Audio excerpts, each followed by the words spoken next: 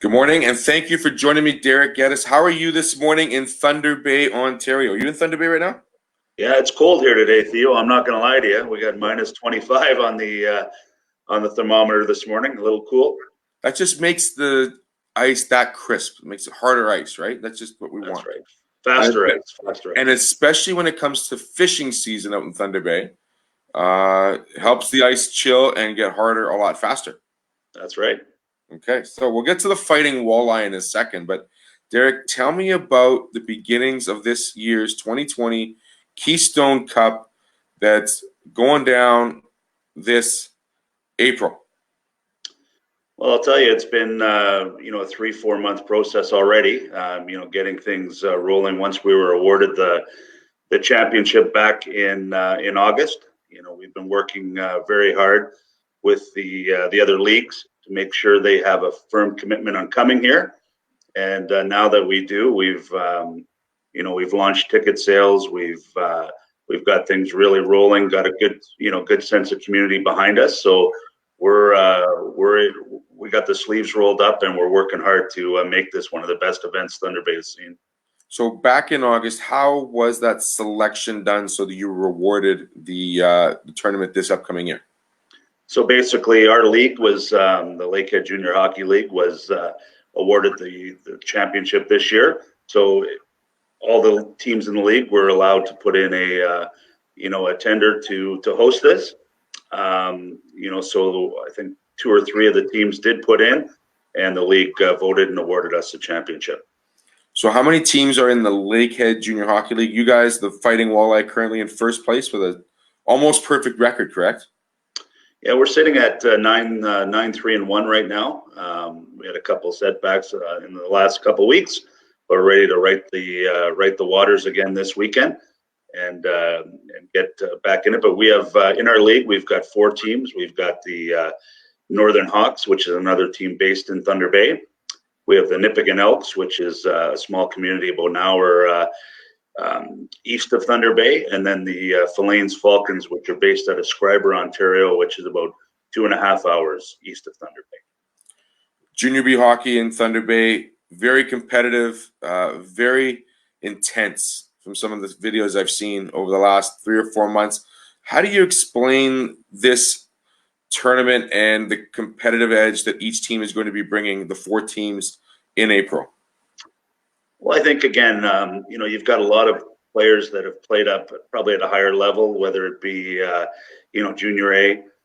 We've had a few guys go through our program even with some major junior experience. Obviously the teams from out west, Saskatchewan, again, the same thing, guys coming down from the Saskatchewan Junior Hockey League or in the Manitoba Junior Hockey League in Manitoba, obviously. So you do have some guys that have, with a lot of experience, that bring that to the team. You also have a nice mix of younger guys that are looking to get to that next level. So, I mean, it's a good mix. You got a lot of guys working hard. It's representing, not only their communities, but their leagues when they get to this stage in the Keystone Cup. So the Keystone Cup going down April 23rd to 26th in Thunder Bay. There are your league, the Lakehead Junior Hockey League. There's also 2 other participating leagues involved in this tournament, correct? And how does that work? Is just the winners, the champions of those leagues are being invited? That's right. We've got the champion coming from Saskatchewan, the Prairie Junior Hockey League. Very competitive league. We're really happy to have them back in the fold this year. And also the Keystone, the KJHL, the Keystone Junior Hockey League, which out of Manitoba. So their champion, the champion from the Prairie Junior, Lakehead Junior champion, and ourselves, the 4 of us will be in this tournament. And if you guys are the champion in Lakehead, I'm assuming the runner-up, the second place team, will also be invited to Lakehead? Correct, yeah. Okay, so we've got 4 teams, a round-robin style. So each team is guaranteed 3 games? Correct. They'll each play a game. We're going to have games Thursday, Friday, and Saturday, both at 4 p.m. and 7 p.m. And the top 2 teams after the round robin will go right to the finals, and the 3rd and 4th team will play for bronze medal on Sunday. So that's how it's going to go down, just a round robin and then just kicking the cat, just 1-2 versus 3-4 champions and trophies raised on Championship Sunday, and we're all set to go. That's right. Right on. So we talked about the league. We talked about who's involved. What background, how planning the background is? You got the Sleeping Giant Brewery on board. They're probably your main sponsor, your primary sponsor. Correct. They're the presenting sponsor of the tournament. Obviously, a great backbone to our community. They do a lot for Thunder Bay. One aspect we are bringing to this tournament is we're looking at not only having the hockey, but on Rink 2 over at the tournament center. We're going to have live bands on Friday and Saturday night to give our fans just a little bit more, which will all be included in their tournament packages. So to have that, having Sleeping Giant behind and their product, that's going to be frequent. It's going to be front and center obviously at the parties after, and we're also, our VIP ticket holders are going to have access to the Sleeping Giant Lounge, where they're going to be treated to some specialty beers there for sure too. Perfect. So there's obviously room for more sponsorship. Are we looking for more sponsorship and help with the tournament? Oh, absolutely. We're very happy with the corporate support we've had so far, but we're absolutely looking at sponsors. We're going after them, feverishly here in the next month, and looking to get them on board and for them to be involved in a great event here in Thunder Bay. So tickets went on sale December 1st, correct? There's two types of tickets being purchased, or there's game day tickets as well? Right now, there isn't individual game days being sold. Those will be sold at the event. But right now, we're selling tournament packages, general admission, which includes all basic, games, admission to all 8 games. Also includes admission to the Valente's Music Lounge over on Rink 2. So we're excited to be offering that. And then there's also that ticket package is at $60. And then we also have the VIP ticket package, which includes everything that I just said, but it also includes access to the Sleeping Giant Lounge, which will be a good time for sure. And that'll be $100. Perfect. So we got 2 sets of packages, getting you set up for the entire weekend. I mean, it's going to be a fun-filled, very busy weekend in Thunder Bay. There might be some snow in April. We don't know yet. You never know. There's a good chance, yeah. There's a good chance, yeah. I've been there several times skiing when I was a young star. Got to say, I enjoyed the little mountains and whatnot, and the fun and excitement at the airliner. Is the airliner still in Thunder Bay? The Airlane Motor Hotel, yeah. There it is, yeah. That's the one. Got it. How did the Keystone Cup become an annual tournament in Thunder Bay?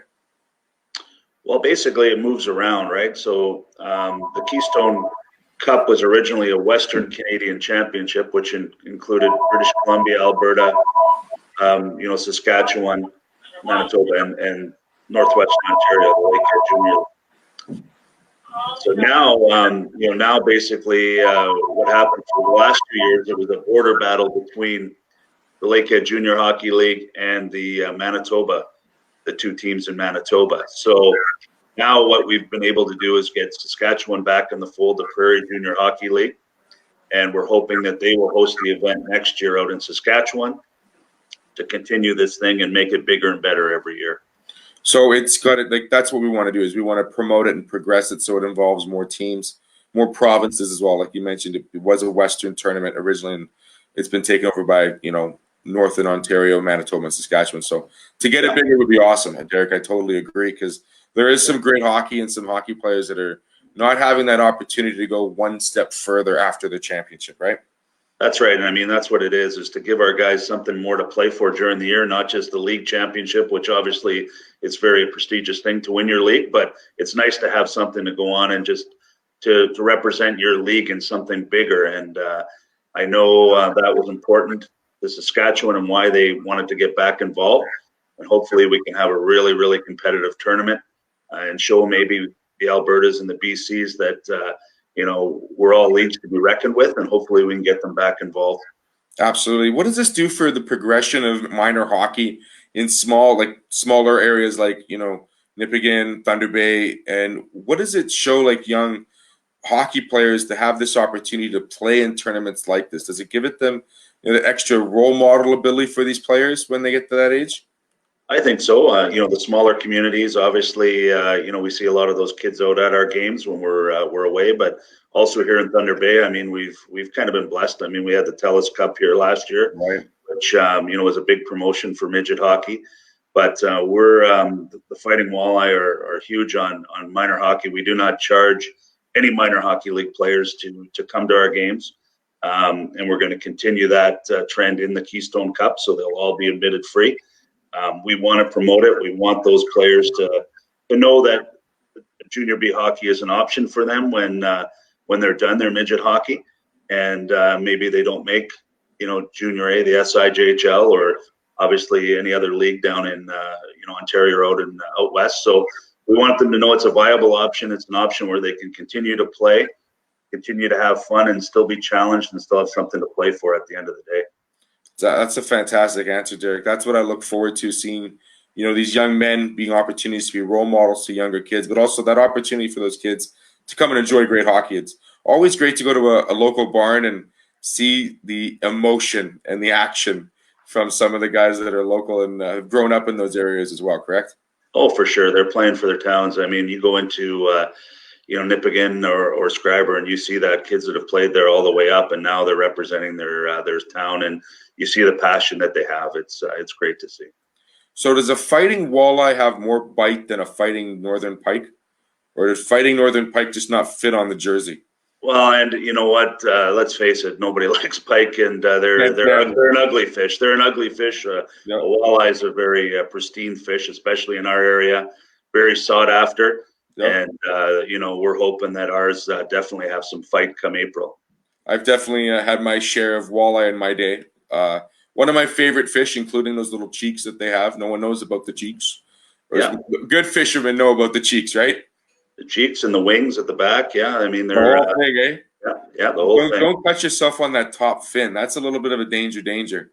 Yeah, we definitely like to expose our dorsal fin every once in a while. There you go, Derek Geddes. Thank you for joining me. I'm glad we could talk some fish and more hockey. I look forward to doing this in a couple of weeks' time, kind of get an update on some of the leagues. We'll talk about potentially some of the front runners in each league next time we meet, as well as how the Fighting Walleye are doing in the Lakehead Junior Hockey League. Derek, thanks for joining me this morning. Any last words you'd like to say before we say good night and good morning? No, I think we're good, and obviously we're all excited for April 23rd, and look forward to updating you in about a month's time, Theo. Appreciate it very much, Derek. Get back at her. Look forward to it. Have a great Merry Christmas and holiday season and Happy New Year, and we'll see you in January. Thanks very much, Theo. This has been the road to the Keystone Cup with, I guess we didn't get your title at the beginning. The organization lead? Are we the head coach? Oh, just the tournament chair, I guess, would probably a thing. There it is. That'll hit it.